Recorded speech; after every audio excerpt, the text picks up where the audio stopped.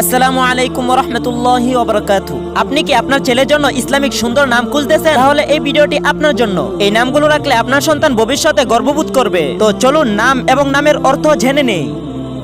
Number 1, Ayaan. এই নামের অর্থ হলো আল্লাহর দান, আশীর্বাদ। আরহাম অর্থ দয়ালু, করুণাময়। রায়ান অর্থ জান্নাতের একটি দরজা। আহনাফ অর্থ সত্য পথে চলা। ইহসান অর্থ পরিপূর্ণতা।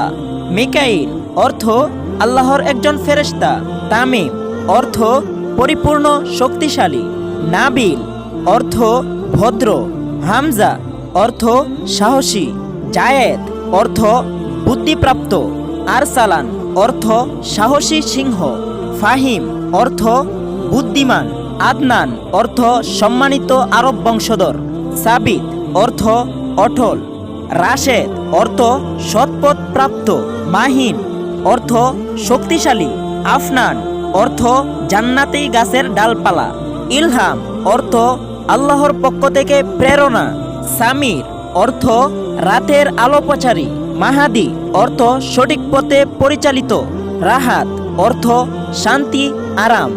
আজমির অর্থ দৃঢ় সংকল্পকারী। সায়ান অর্থ যত্নশীল। মুবিন অর্থ স্পষ্ট, পরিষ্কার।